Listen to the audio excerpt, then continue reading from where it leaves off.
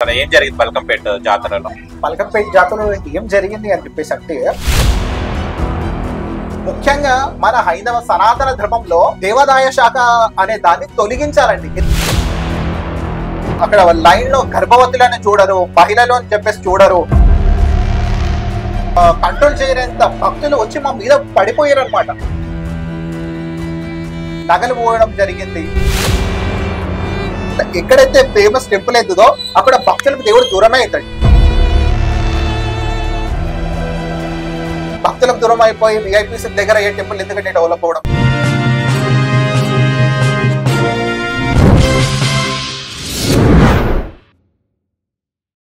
Hi hello నమస్తే, welcome to social post. నేను మీ యాంకర్ పప్పు. మా ఛానల్ ని సబ్స్క్రైబ్ చేసుకోండి, సబ్స్క్రైబ్ చేసుకోండి. మళ్ళీ కొత్త కొత్త ఇంటర్వ్యూస్ కోసం దేవి ఉపాసకుడు అండ్ శివశక్తి ప్రశాంత్ గారు మనతో ఉన్నారు.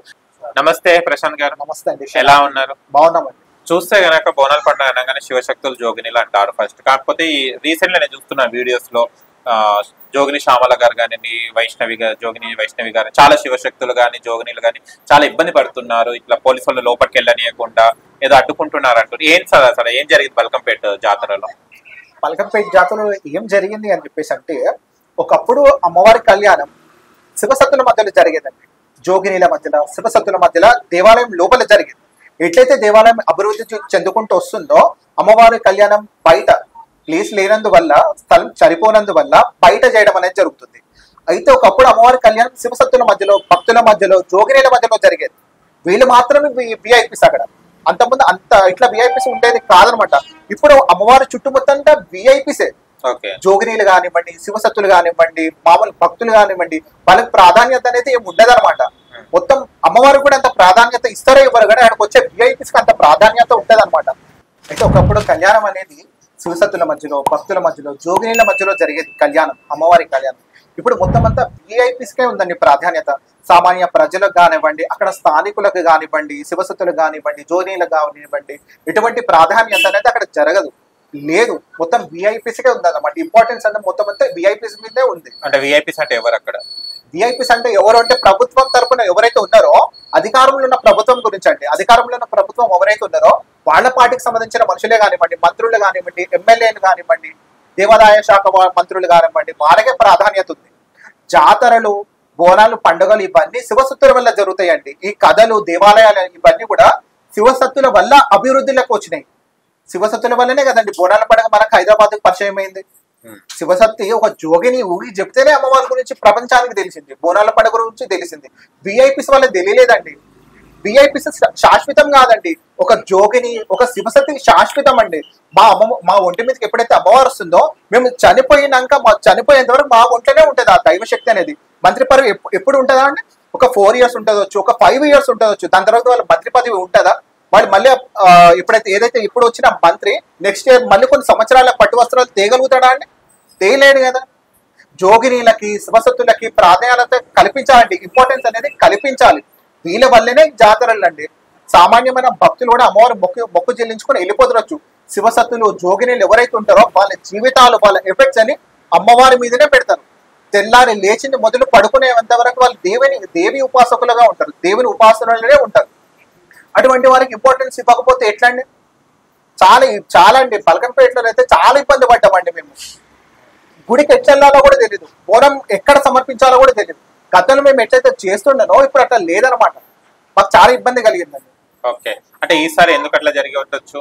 ఈసారి ఎందుకు అట్లా జరిగిందొచ్చు అని చెప్పేసి అంటే, ఇప్పుడు వచ్చిన గవర్నమెంట్ కి బోనాల పండుగ, బోనాల ఉత్సవం ఎట్లా చేయాలని వాళ్ళకి తెలియకపోవచ్చు. శివసత్తులకు ప్రాధాన్యత ఇవ్వడం కానీ, సామాన్య ప్రజలకు ఇంపార్టెన్స్ ఇవ్వడం కానీ వాళ్ళకి తెలియకపోవచ్చు అండి.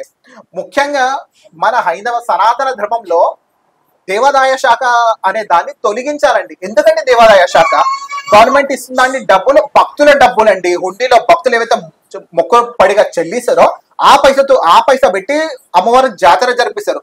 ఎవరు పార్టీ వాళ్ళు కానీ జోబులు కానీ తీసి చెయ్యరండి. సామాన్య ప్రజలు ఎవరైతే ఉన్నారో వాళ్ళ డబ్బులు పెట్టి జాతరలు చేస్తూ ఉంటారో, జాతరనేమో డబ్బులేమో సామాన్య ప్రజలవి, ఇంపార్టెన్స్ వచ్చేసి సెలబ్రిటీస్ కి. మామూలు ప్రజలకు కూడా సెలబ్రిటీస్ కి ఇవ్వండి ఇంపార్టెన్స్, మేము వద్దంటలేము.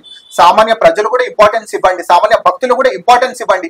అక్కడి ఎవరైతే బస్తీ వాసులు ఉంటారో వాళ్ళు కూడా ఇంపార్టెన్స్ ఇవ్వడం ఇస్తే బాగుంటది. అక్కడ భక్తివాసులు కూడా చాలా డిస్టర్బ్ అయిపోయినారు అనమాట. ఇక అక్కడున్న భక్తివాసులకైతే మనం ఇంపార్టెన్స్ ఇవ్వాలి కదండి. ఇంత పెద్ద జాతర అక్కడ జరిగితే వాళ్ళకి కొంచెమైనా డిస్టర్బెన్స్ అవుతుంది కదా. సో అక్కడున్న స్థానికులు కూడా ఇంపార్టెన్స్ ఇవ్వాలి. ఏదైతే బలకంపేట ఇల్లమ్మ స్థానికులు చుట్టుపక్కల ఎవరు ఉన్నారో వాళ్ళు కూడా ఇంపార్టెన్స్ ఇవ్వాలి. విఐపీస్కే కాదు, సామాన్య ప్రజలు కూడా ఇంపార్టెన్స్ ఇవ్వాలి.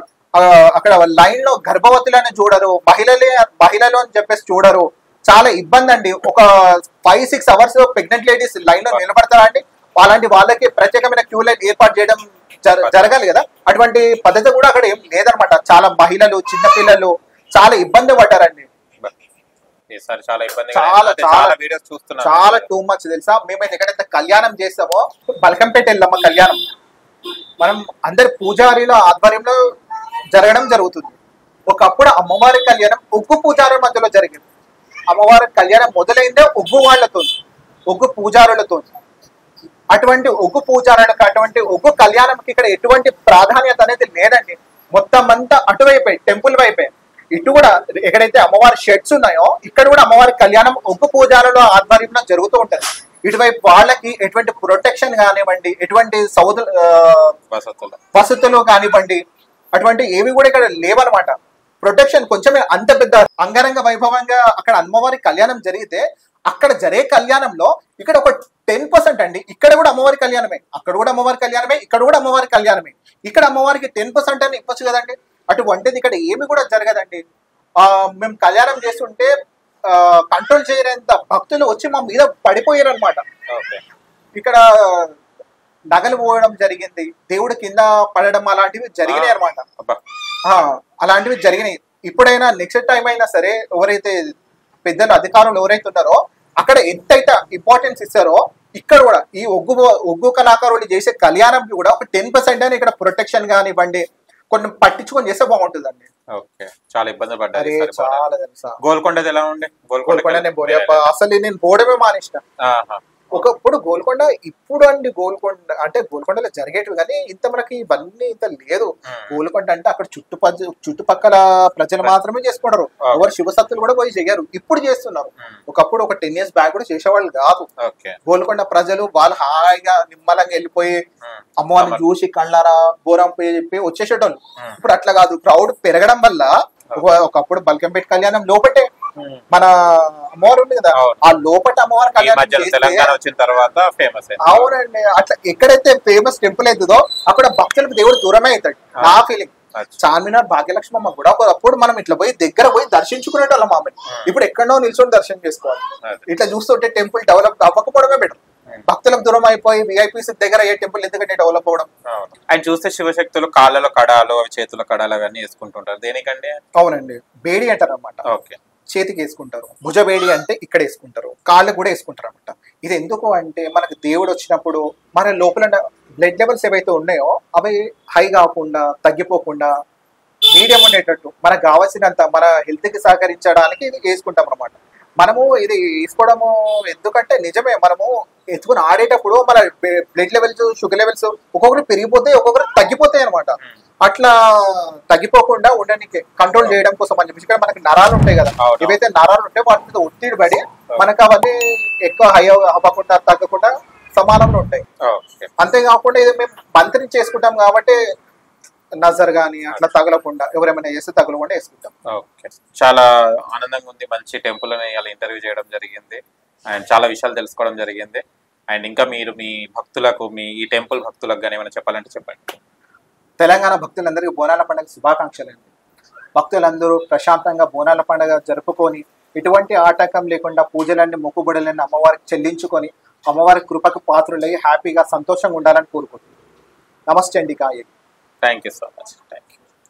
చూశారు కదా ఫ్రెండ్స్, మీకు కనుక మా వీడియో నచ్చి లైక్ చేయండి, షేర్ చేయండి, కామెంట్ చేయండి, సబ్స్క్రైబ్ ఛానల్ అక్కడ గంట సమయంలో టంగును కొట్టండి. నేను మీ యాంకర్ పప్పు. Bye bye.